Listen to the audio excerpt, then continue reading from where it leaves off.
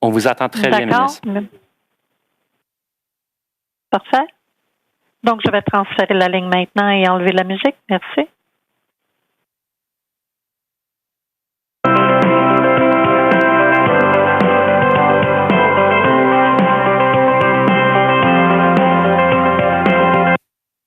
This conference is being recorded. Cette conférence est enregistrée.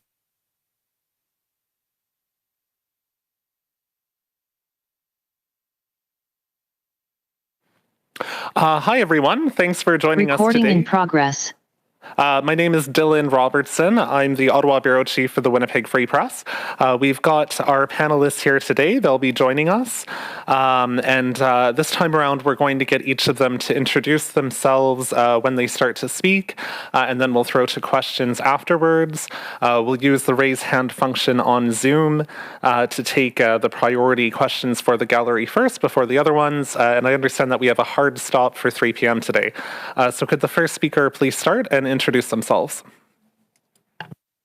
Bonjour, Dylan, et bonjour à tous et Hello, à toutes. everyone. Good afternoon, everyone, wherever you may be. Très heureux pour moi de vous joindre à vous I à am partir very de la pleased magnifique to ville join de you Gaspé, from the en beautiful city of Gaspésie, Gaspé dans la circonscription de in ma the collègue riding of Diane my de colleague Boutillier. Diane Avant de Leboutillier. commencer, j'aimerais saluer Before la I Dr. begin, I would Theresa like to Tam, welcome Dr. administratrice Theresa en Tam, chef de la santé Chief publique, Public Health ainsi que Officer, Madame Laura and Sauvé Miss de la Laura Société Sauvé from canadienne the de Canadian pédiatrie. Pediatric Society. Merci à toutes et à tous d'être Thank you avec all nous for being with aujourd'hui us today pour to talk réitérer about l'importance de and rester à reiterate the jour dans sa importance of staying vaccination. up to date with your Maintenir une vaccinations. vaccination à jour est la Keeping your clé vaccination pour up to continuer de date nous is protéger the et de key to protéger continuing to notre protect famille yourself, et tous ceux qui your nous sont family, proches. and your loved ones. Vaccination saves lives, which is why safe, effective vaccines are now available for everyone in Canada over 6 months of age. And booster doses are available for everyone over the age of 5. Ce matin, Santé Canada a autorisé This morning, l'utilisation Health du Canada vaccin authorized the bivalent de use Moderna of the contre la Moderna COVID-19 Spikevax comme dose de bivalent rappel chez les COVID-19 adultes de 18 vaccine ans et as a plus. booster dose in Un adults vaccin aged 18 years bivalent or est un over. vaccin qui cible deux A souches bivalent vaccine virales is one that différentes. targets two different Le strains vaccin of a virus. autorisé aujourd'hui The vaccine cible authorized ce qu'on today appelle la targets souche both originelle de the la original strain COVID-19 of ainsi que COVID-19 la souche and the Omicron. Omicron strain. Il s'agit du premier It is the vaccin first bivalent bivalent contre la COVID-19 COVID-19 dont vaccine to be l'utilisation est authorized for use autorisée au in pays. Canada. Tel qu'annoncé ce matin, As we le heard this Comité morning, consultatif the National national de Advisory Committee on l'immunisation, le Immunization, CCNI, NACI, continue de recommander continues to recommend l'administration a d'une dose de booster rappel this cet fall. automne. Dans la mesure du Where possible, possible, cette for dose those devrait 18 or être, older, pour les personnes de that 18 ans dose et plus, should une be dose de a rappel d'un vaccin bivalent bivalent booster that ciblant le targets variant Omicron Omicron like the comme one celui qui est that has been autorisé authorized aujourd'hui. today. Ceci dit, tous les vaccins That said, autorisés jusqu'à maintenant individuals continuent eligible d'être sûrs et efficaces. or all vaccines De up plus, till now that have been approved 780 000 are doses safe. de vaccins bivalents Moderna We will be arriveront receiving demain au thousands pays et un of total de bivalent 10,5 millions de doses doses seront this livrées week, d'ici la fin septembre and au more will be Canada. arriving by Ces the end of vaccins seront September. rapidement et gratuitement These vaccines distribués aux will be provinces distributed et aux territoires. to the provinces and Let territories. me repeat this in English. This morning, Health Canada authorized the use of the Moderna bivalent COVID-19 vaccine as a booster dose in adults aged 18 years or over. A bivalent vaccine is one that targets two different strains of a virus. The vaccine authorized today targets both the original strain of COVID-19 and the Omicron strain. It is the first bivalent COVID-19 vaccine to be authorized for use in Canada. As we also heard this morning, the National Advisory Committee on Immunization, also known as NACI, continues to recommend a booster this fall. Where possible, for those 18 or older, that dose should be a bivalent booster that targets Omicron like the one that has been authorized today. This being said, all vaccines approved until now continue to remain safe and effective. In addition, 780,000 doses of that new bivalent vaccine will be delivered to Canada tomorrow. A total of 10.5 million doses will be delivered by the end of September. As usual, these vaccines will be delivered quickly and free of charge to provinces and territories. Let me also speak about the importance of this fall's vaccination campaign. This fall will be challenging with the return of the flu and other respiratory diseases and people moving indoor. Canada has been ahead of all other G7 countries and most other countries in the world in terms of two-dose vaccination. 90% of all adults in Canada have received 2 doses, but only 60% of adult Canadians have received a 3rd dose, putting us behind all other G7 countries except for the United States. La santé publique du Canada calcule que si nous augmentons Canada's public health estimates that if we increase from 60 to 90% Canadians who are up to date with their vaccination status, we could reduce by up to 90% the level of hospitalizations linked to COVID by the end of fall or the beginning of winter. This would support our healthcare workers who are tired and who need our help. Thousands of lives. Various vaccine protection is like a phone battery. It needs to be recharged from time to time. Recharging our protection after 6 months is important. Otherwise, we are left without the power to protect ourselves and our loved ones. Au cours des prochaines semaines, à mesure que nos Over the enfants next retournent weeks, à l'école, as our children return to school or we return to the office, making an appointment for our booster dose should be at the top of our to-do list. We know that the immunity we gain from a vaccine or infection declines over time, just like a phone battery. So, we need to take action to charge our batteries and to safely maintain our level of protection by staying up to date with our immunizations. And if it has been 6 months or more since our last vaccination, well, it is time to get a booster. Getting everyone caught up with their vaccination is a top priority. This is not only true for COVID-19 vaccinations, but also for routine vaccinations for all children and adults. Merci. Thank you, Miigwech.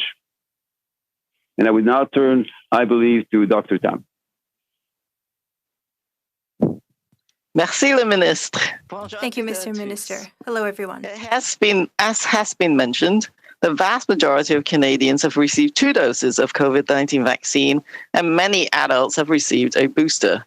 However, we know that COVID-19 immunity decreases over time, and protection from a vaccine or infection that was given more than 6 months ago no longer provides optimal protection.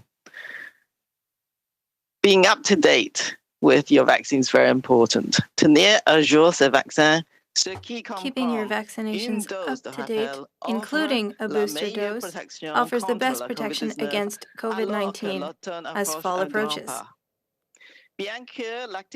Although COVID-19 activity is declining in many areas, the virus continues to circulate across Canada. As people begin to spend more time indoors, we expect to see an increase in COVID-19 activity in Canada during the colder months. Fortunately, we have updated and expanded the tools available to us, and a booster dose can now be offered to anyone over the age of 5.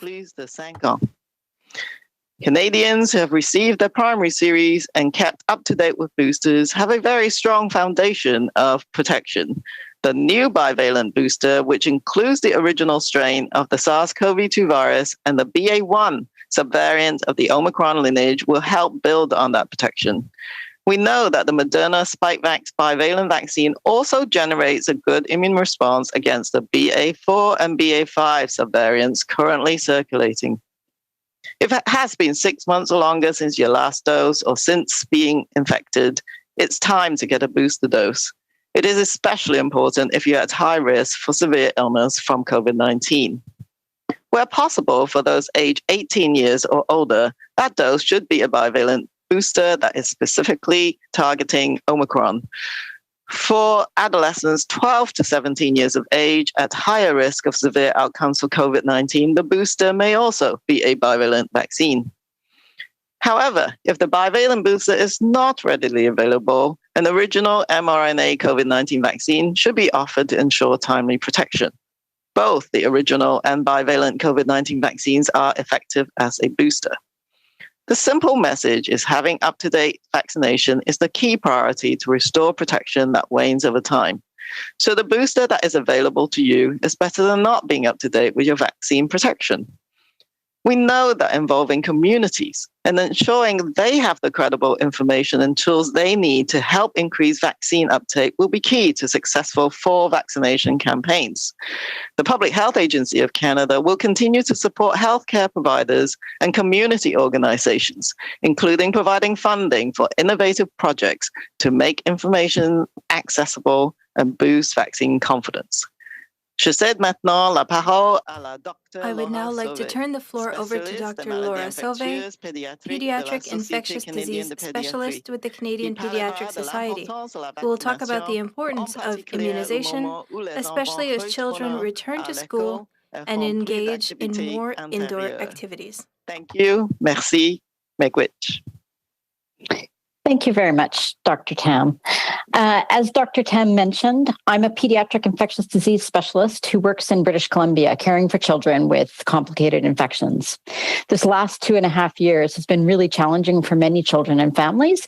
And importantly, many children have gotten behind on their regular routine vaccinations. More and more, we see things getting back to normal. And with that, unfortunately, we're going to expect to see the more common infections that we haven't seen much of over the last 2 years, like influenza, are going to be coming back and becoming more frequent again. But we've also noticed that we've seen reports about cases of polio in countries that haven't seen polio for many years. This reminds us that for all vaccine-preventable diseases, they can come back if we don't stay on top of our regular routine immunizations. We're far better off preventing infections and keeping children healthy in the first place than treating infections that have happened. While we can't protect children against every single infection that's out there, by making sure that kids are up to date with their routine vaccines, we can prevent many of the most common and most severe infections. Immunization is one of the most important ways that we can keep children healthy. And vaccines are very safe, and there are very rarely reasons not to get vaccinated. As many of us know, some of the most important health effects of the pandemic on children in Canada have actually been the mental health, developmental, and educational impacts, especially so for children, youth, and families who face structural and psychosocial barriers to accessing care and activities even before the pandemic. It's going to be really important as we go into the fall that in order to balance safety with maximizing connection, time in school, and time with friends and peers, that children are vaccinated, both with their regular routine vaccine, but also with the COVID-19 vaccine. The Canadian Pediatric Society and pediatricians, family physicians, and infectious disease doctors from across the country all strongly recommend that children get caught up with all vaccines, including the COVID-19 vaccine that, of course, is now available for children from 6 months and up.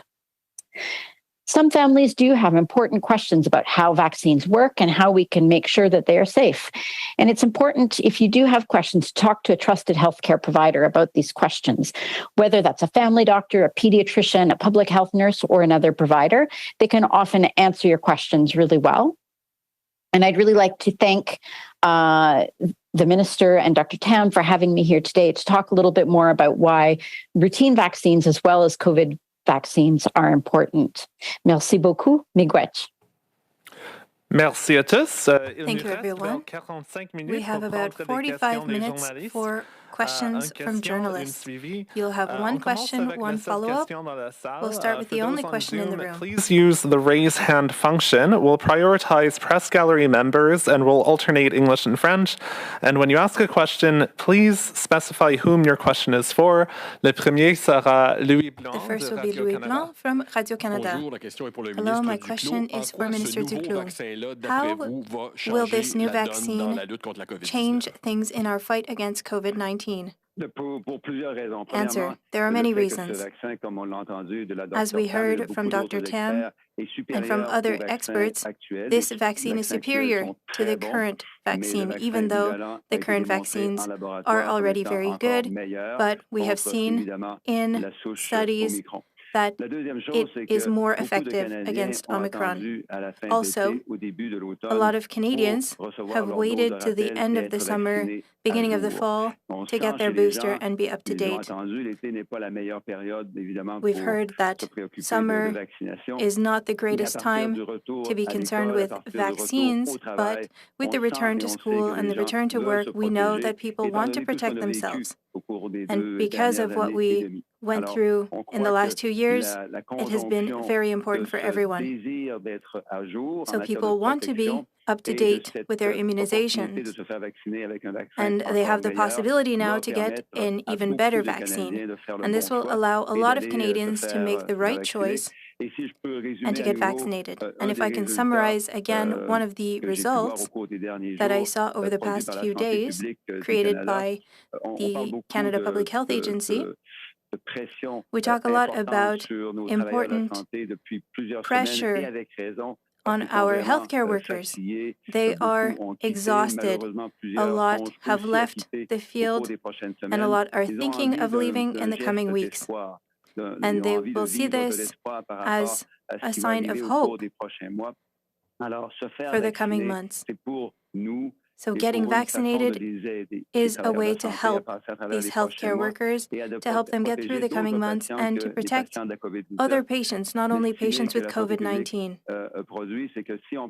If we go from 60% to 90% for vaccination rates, we could reduce by 90% the number of hospitalizations by the end of fall and the beginning of 2023. Minister Duclos, the cases are going down. We feel like we're perhaps between two waves.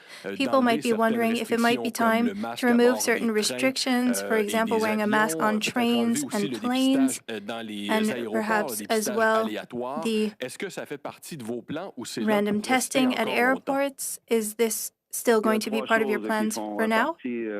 Answer. There are three elements to our planning. We always want to make things easier for people and people who are traveling. The goal is to make everything as seamless as possible. When people travel, they want to be able to travel comfortably. Secondly, over the past few months, even though we didn't talk about it very much, COVID-19 was very present. There were 4 times more deaths this summer than last summer and in 2020.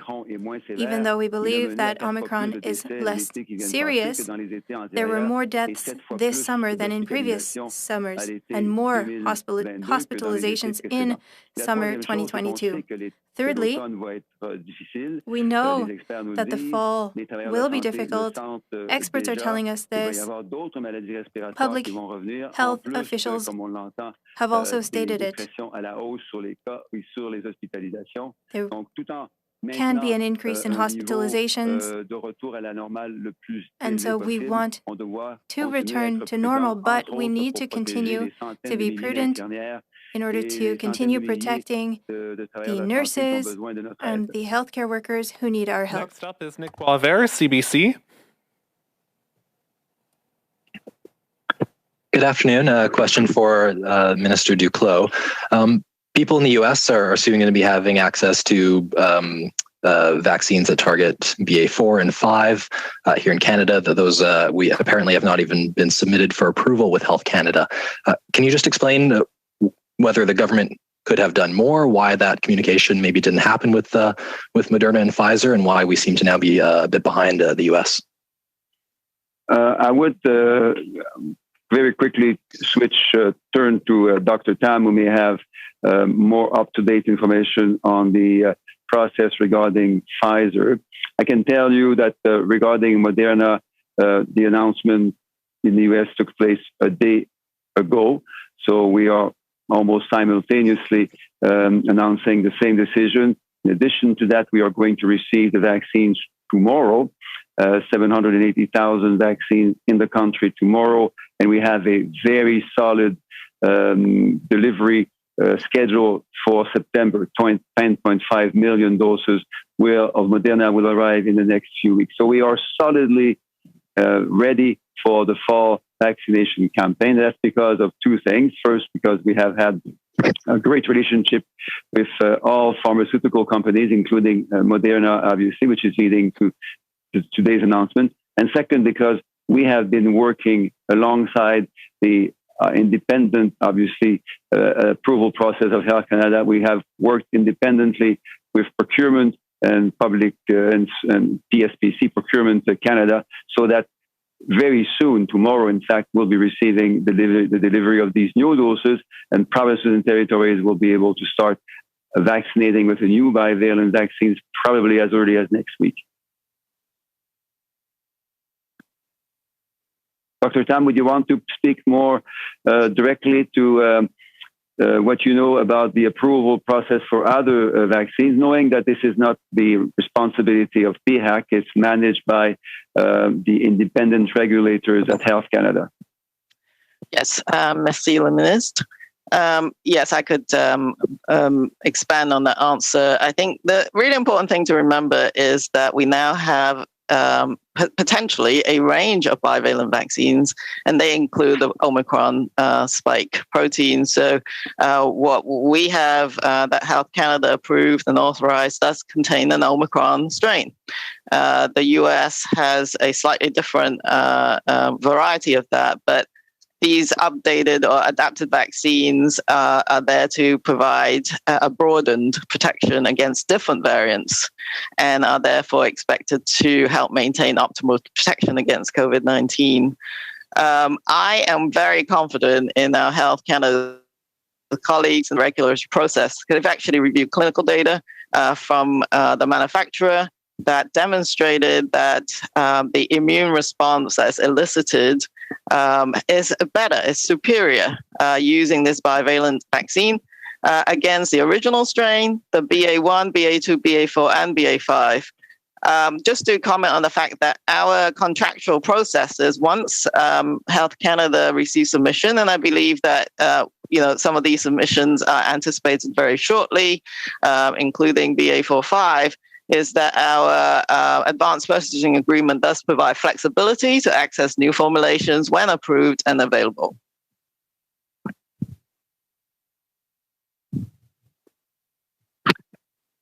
How do you, and maybe this is a question for Dr. Tam, how do you manage the messaging, the public health messaging to the public when we do know, we just heard it from you now and from Dr. Sharma this morning, that the country is expecting to get applications for more up-to-date vaccines in the coming weeks?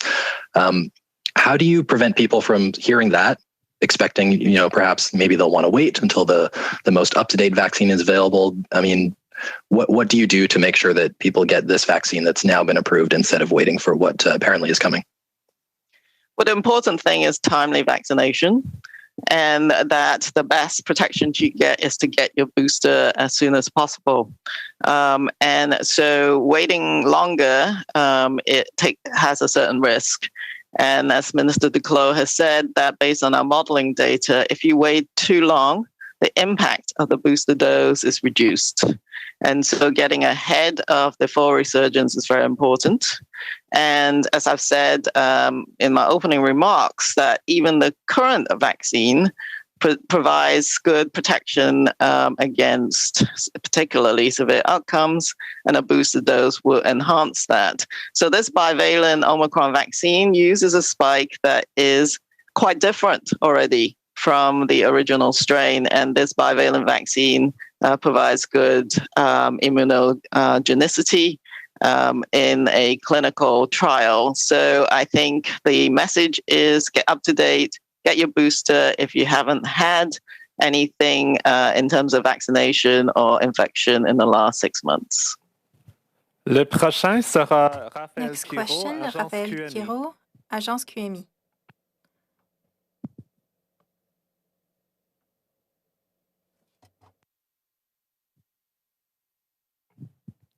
Raphaël, Raphaël? on ne t'entend pas. We cannot hear you. Okay, we're going to go on to Laura Osman from the Canadian Press. Good afternoon. Thanks for taking our questions. I wanted to ask you, we're hearing from the provinces that they're expecting the very first deliveries of this new bivalent vaccine to be somewhat limited, so they're going to be beginning with those most at risk. I'm wondering again, to build on my colleague's question, people are likely not just waiting for the next version of the vaccines, the BA.5, but how long do you expect them to wait for the currently approved, the BA.1 multivalent vaccine? Do you have a sense of when there will be enough vaccine in the country that the average non-immunocompromised person might be able to get their hands on one? Thank you, Laura. And the short answer is that supply is not an issue. We are going to receive tomorrow 780,000 vaccines of the bivalent type. Just to give you an order of magnitude, in the last few weeks, we have seen about 200,000 vaccinations per week.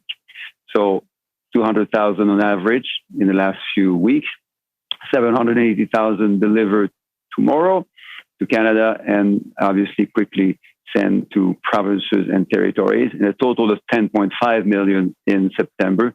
10.5 million is approximately 30% of the adult population, which is enough to bridge the 60 to 90% gap, as I mentioned earlier.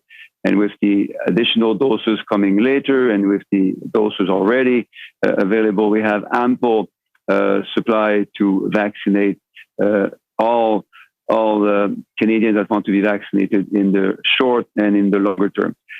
The issue is how easy, from a physical perspective, it will be for people to access the vaccination facility. So that depends on the information that people can have access to, the vaccinators, the people, the workers that will need to find in different provinces and territories for vaccination to take place. So it's both information, ease of access, proximity to where people live, how to reach more vulnerable or more marginalized communities who need more better information and sometimes just a little help, for them to find it easy and appropriate to get the protection that they need and that they deserve. So it's more of a human resource worker challenge that is significant for provinces and territories if we want in the next week to administer the 10.5 million bivalent doses that we'll be receiving in September. Thank you so much. I wanted to ask you as well, you mentioned our comparatively poor booster rates for people getting a third dose. You mentioned earlier this summer, that the federal government was going to be trying to work on some campaigns to convince people to get boosted. What can we expect to see now that these bivalent doses are going to start to arrive to encourage people to actually get them? A national campaign will start next week. The title is "Protection Wanes, Action is Required."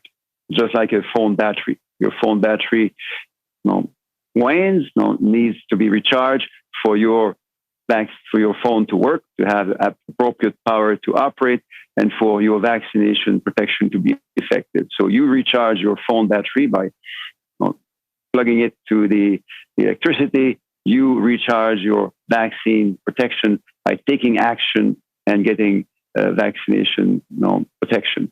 So that's going to start next week.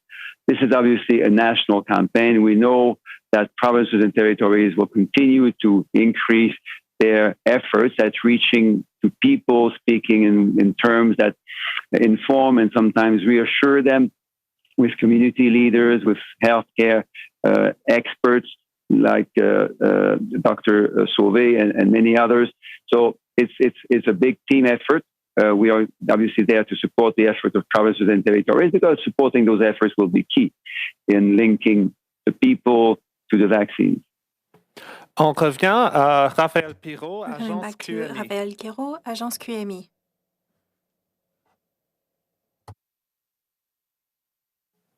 Raphael, we can't hear you. Can you try once more, please? OK, dans ce cas, la prochaine sera Next question, Émilie Bergeron from La Presse canadienne. Oui, bonjour, Monsieur Duclos. Yes, hello, Minister Duclos. Avec les premières livraisons qui vont arriver rapidement, comme vous l'avez dit, new deliveries that will be arriving shortly, what will happen with the vaccines that targeted the original strain? What will we be doing to avoid wasting a significant amount of vaccines when there are countries who are less advanced in their vaccination status? Answer. From the beginning, we have decided to manage this responsibly, and we did this. We could share with countries that had a lower vaccine capacity. It has been difficult because of the availability of vaccines. There are still countries who are having issues with supply,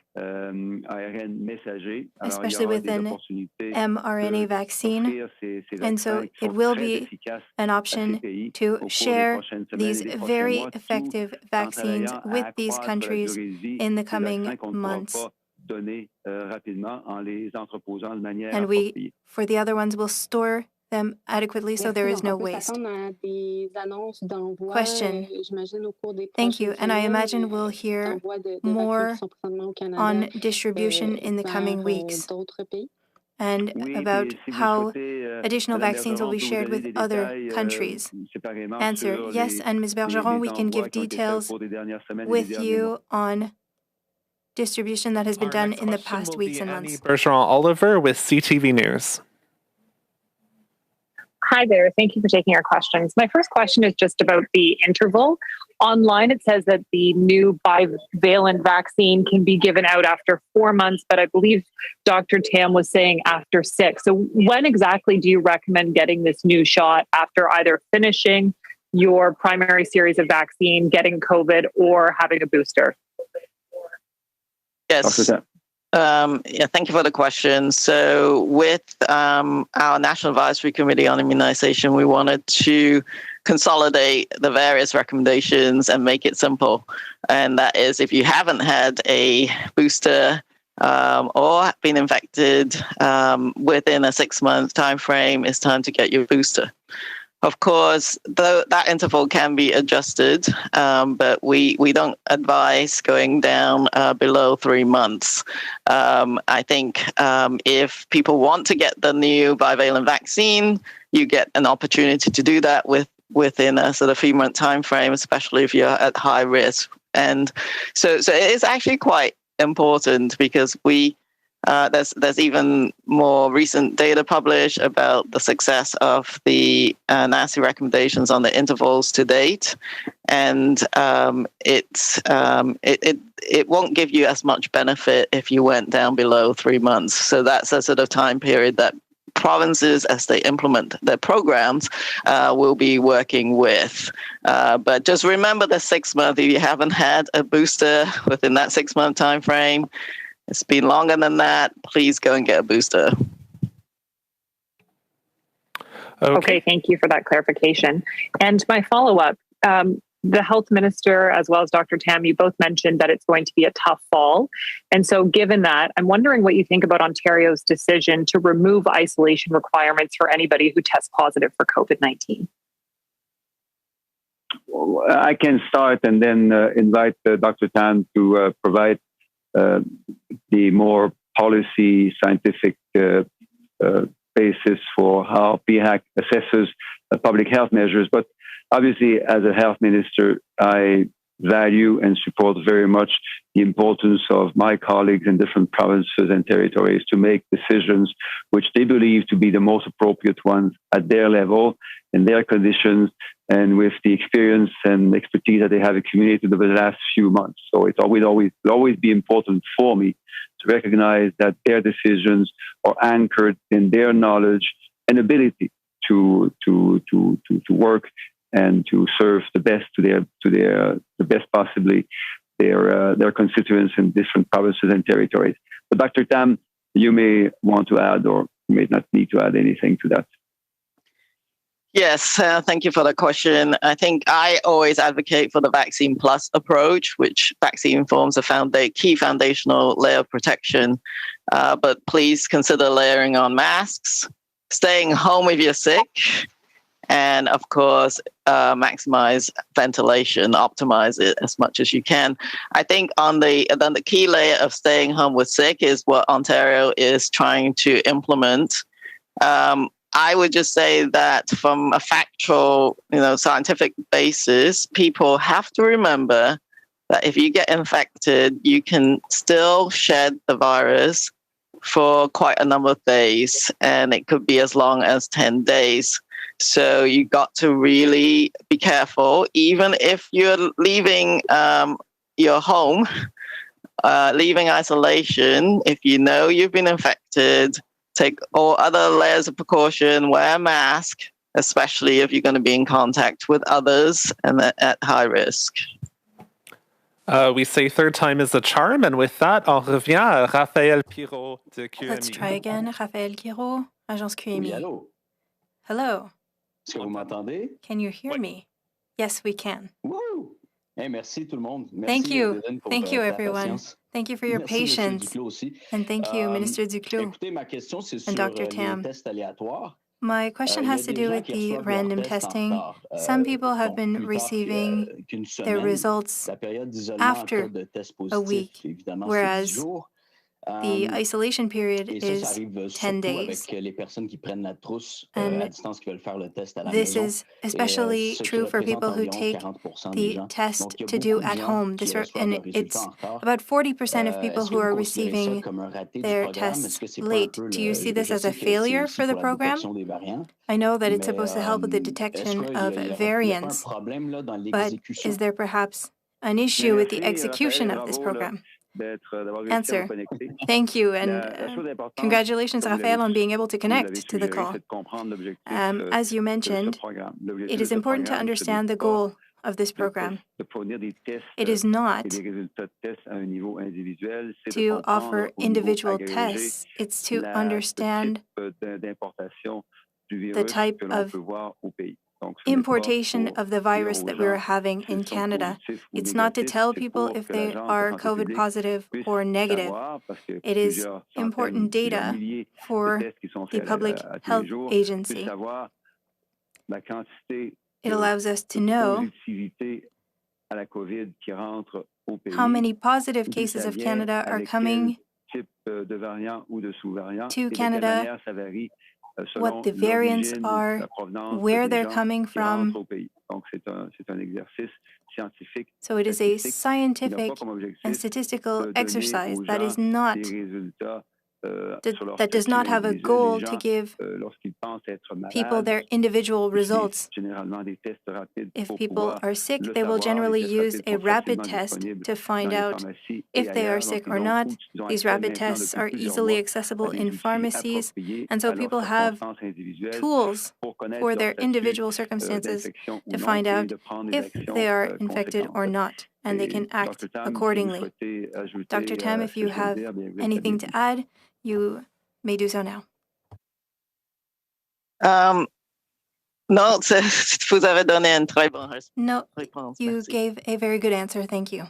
D'accord, merci beaucoup. Thank you very much. Ma deuxième question, en fait, Question. L'affaire, c'est que Il y a à peu près 5 000 tests. Je pense que there are about l'Agence de la santé publique 5,000 veut tester tests. presque I believe 5 000 the Public personnes Health par jour. C'est Agency ça wants to test l'objectif. 5,000 people per Est-ce qu'il n'y day. a pas un coût, un Is rapport there coût-bénéfice peut-être à a refaire de ce côté-là? cost Le assessment to prix do for déjà, le coût the de la benefit? mesure, Because la réponse que j'ai eue de la santé and publique, c'est the response that I qu'on received n'était pas from en Public mesure de Health l'établir encore, is that mais they're 5 000 not tests able par to jour, establish the cost avec toute la benefit. Yes, logistique que ça comporte. but 5,000 tests per Il n'y a pas d'autres day. moyens, justement, comme par exemple Are la there any détection other des eaux means to usées, do so? qui est For une autre example, technique pour wastewater détecter detection, combien which ou allows us la présence, faire un breakdown to des see variants the qui presence of the circulent en different ce moment, variants, sachant aussi que les variants and qui entrent knowing au pays, that variants coming c'est into the pas avec country, cette mesure-là nécessairement well, it's not qu'on va necessarily les through freiner. that Donc, measure that juste we're par going to rapport stop them from au coming in.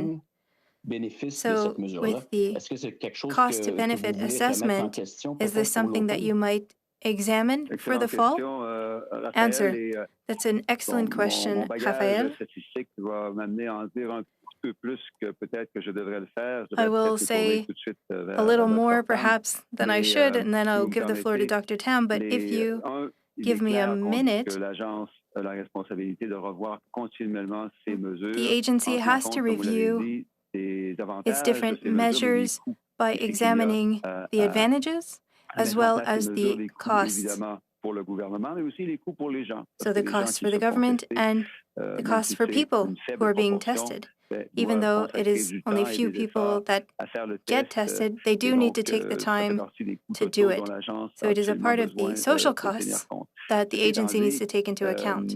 il y a That said, beaucoup d'autres façons there de aren't procéder many other ways pour avoir to des résultats proceed précis selon la in order to provenance des have gens, selon data et on avoir where people were coming taux de from positivité and to précis have data en on fonction d'où positive exactement les gens sont.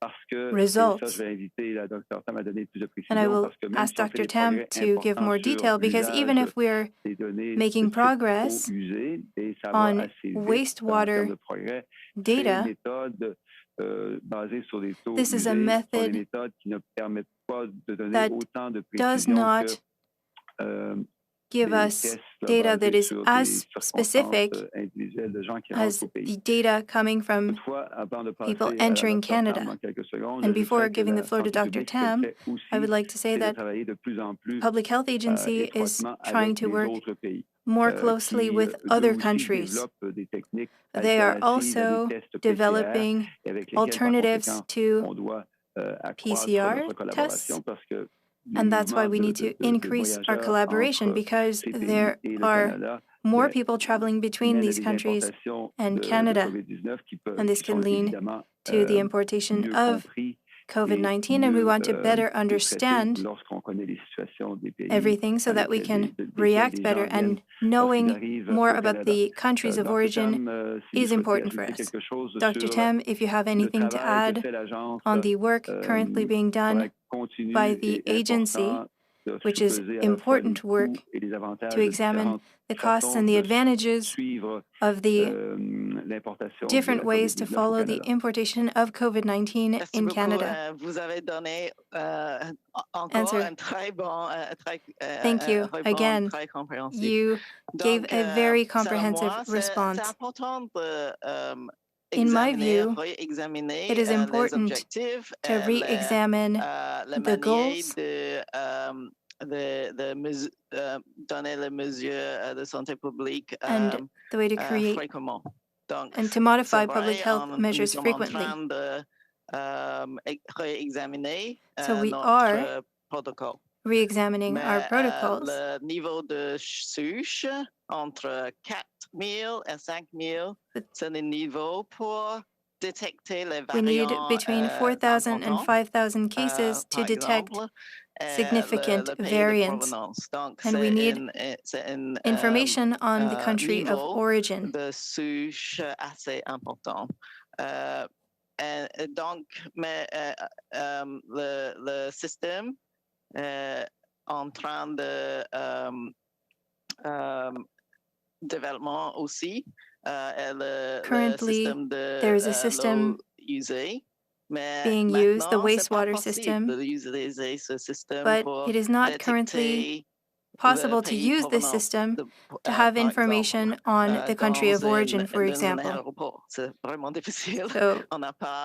it's difficult to do to get that data from an airport with wastewater, for example. It's hard to know which person has created that wastewater. Which person has the virus in an airport? It might be domestic, because there are a lot of people who go through an airport. So that system is not robust enough to give us all the data that we need. But as always, we are continuing to assess whether or not it is a method that should be continued. We have just about 15 minutes and 6 questions, so we'll try to hit up as many as we can. Next up is Marcia McLeod with the Globe and Mail. Hi there. Thanks for taking our questions. My question is from Minister Duclos. You said a few minutes ago that Canada and the U.S. Are, quote, almost simultaneously announcing the same decision regarding these bivalent vaccines.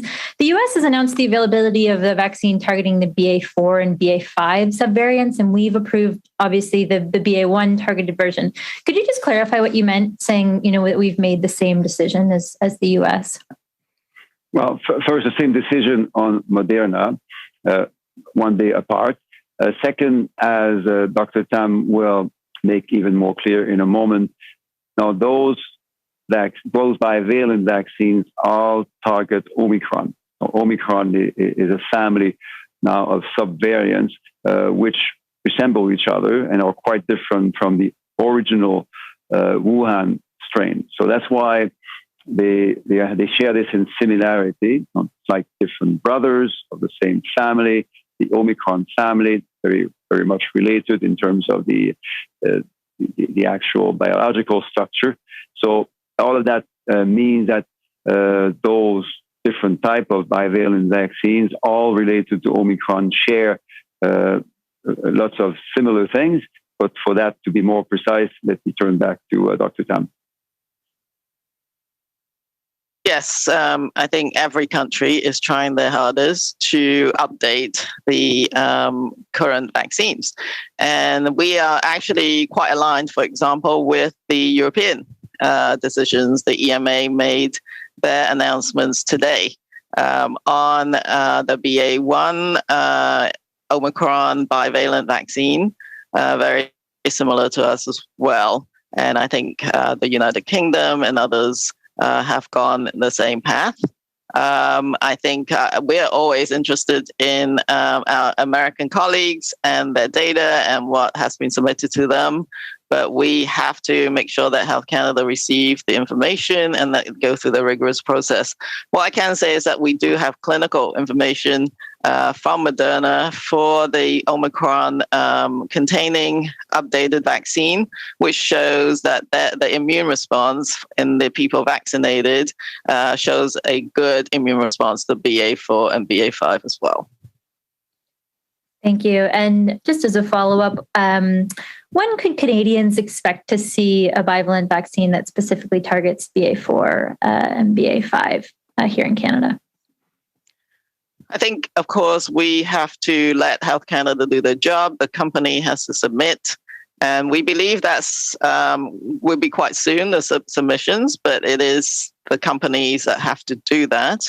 And Health Canada colleagues are in a very close communication with the FDA, certainly right now, finding out more about the decision-making and the data that they have to make that decision. And just to emphasize, though, that in the NACI, our National Advisory Committee on Immunization, already made a recommendation at the same time as Health Canada authorized the vaccine in the United States. They are still deliberating, I think, through their NACI equivalent, exactly what the recommendations would be. And that's happening right now. Next up is Adam Miller with CBC. My question.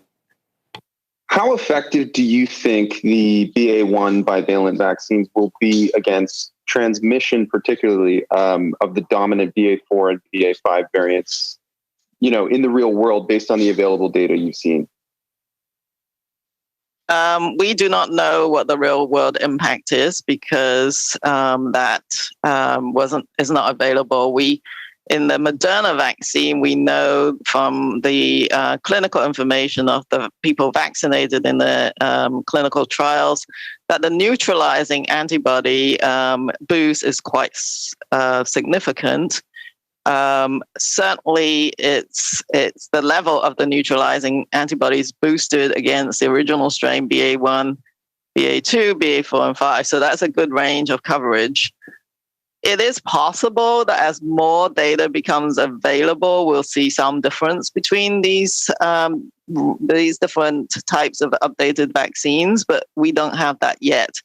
But I think you brought up a really good point in that what they may in fact boost is with the level of neutralizing antibodies is the protection, at least for a period of time, maybe through the 4 months, a protection against infection and transmission. So that we hope to see will be boosted.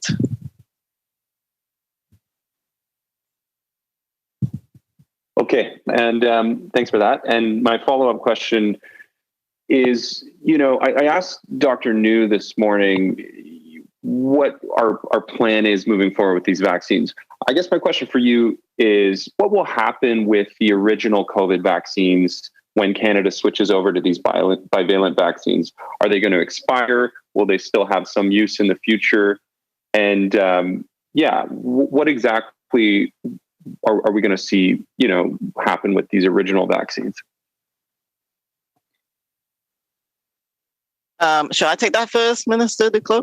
Yes, please do so, Dr. Tam.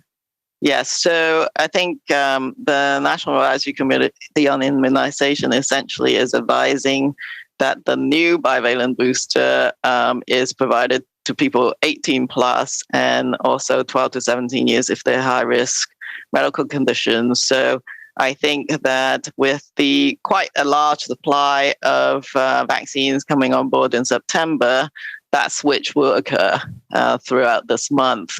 So it is important to minimize wastage and as much as possible, if we don't need the vaccine, of course, not to acquire more of it and to be able to provide it if it's useful to others. But it does mean that some of them likely won't be used. But we do still have to minimize any potential wastage. And I would add to that very briefly that avoiding as much as possible wastage is clearly a key objective. At the same time, we want to be certain that Canadians have access to the best vaccines possible. I spoke earlier about the potential and hopefully probable impact on hospitalization that our vaccination campaign in the fall may have. Just to give you a number, on average, some hospitalization due to COVID-19 costs about $23,000. $23,000 is obviously a lot of money, but in addition to that, our healthcare system and our healthcare workers are burdened with COVID-19 and many other issues. So vaccination has been key and will remain a key tool in protecting Canadians. So although we will at all costs avoid wastage, we will make sure that Canadians have access to the best possible vaccine so they can protect themselves and protect others. We've got 7 minutes. We'll try to get as many as we can. Next up is Alex Boyd with the Toronto Star. Hi there. Thanks for taking questions. We've heard a lot today, obviously, about having to keep our vaccines updated as we go. Ontario scrapping their isolation policy. Wondering if these are signs that we are now treating the pandemic more as endemic, and if so, how that changes the management approach at the federal level. Could we see some of these restrictions begin to phase out federally as well? Well, there are two components to that. First, whether COVID-19 is becoming endemic, and we'll turn to that in a moment to Dr. Tam. And second, what policies could be changed at the federal level. On that second point, as you've seen over the last few months, and as you will see over the next few weeks, depending on the situation, we always adjust our policies based on what we know, but also on the prudential approach to the management of COVID-19, which has helped save tens of thousands of lives and hundreds of thousands of hospitalizations compared to what we would have seen had the pandemic been managed differently. But on the science part, let me turn to Dr. Tam. Yes, I mean, I think there's lots of ways that people want to define what an endemic state is, and some of it includes what is it now getting into a more predictable pattern? Is the R level, the reproduction number, just hovering around 1? There's all these different kind of ways of thinking about it, and is it more manageable? But I think I would prefer to think about it as certainly ongoing management of this virus. It is not leaving the human population anytime soon. The summer wave tells us that it's not entirely predictable. We can't just say we expect it every year in a certain period of time in the winter and then prepare for that kind of ongoing management. It may settle down. I think it would be nice to have another look at that after this fall. And then, of course, the next months will let us know whether the virus is becoming more predictable. At the same time as moving towards that state of ongoing management, some of it is not really scientific. It's about how to get everyone in Canada into thinking about managing to deal with the virus and indeed other viruses by taking up regular habits. So regularly updating the vaccine, regularly wearing a mask as needed based on viral activities in the community. These personal protective habits is what we would want to develop. And we can reinforce that over the fall and winter months. Thank you. Next up is Karen McKinley from the Brandon Sun. Well, good afternoon. And actually, this is more about fourth dose. We're talking a lot about boosters. But in terms of Manitoba, they were, back in July, they said they were not going to open up eligibility for fourth dose until the bivalent vaccine may or may not become available. Now that it's here, we're still waiting on word if they're going to open up eligibility, but just considering all the messaging we've heard about getting your booster as quickly as possible, does that apply to also people who have made it more than 6 months for their fourth dose, or should they be taking the advice of Dr. Roussin and maybe waiting until those who say are immunocompromised get theirs? Thank you for that question. And so the NACI advice, which has been really simplified, I would say, and it's been great, is that if you haven't had a dose in 6 months, you should get another one. And the bivalent vaccine will become quite available, I mean, in very reasonable amounts within the month of September. And in the meantime, of course, if you're offered the current booster, you can still take that, but within the month of September, there should be a good supply of the bivalent vaccine for the provinces and territories. And NACI doesn't take into account how many previous boosters you've had. Is that interval? And if it's been longer than 6 months, then go and get a boost. Okay, thanks for that. And because it was, the reasoning then, it was because a large fourth dose campaign could have delayed the receipt of a better vaccine. Now, with this vaccine coming, you're saying that no matter what, the bivalent will be available to all provinces that want it.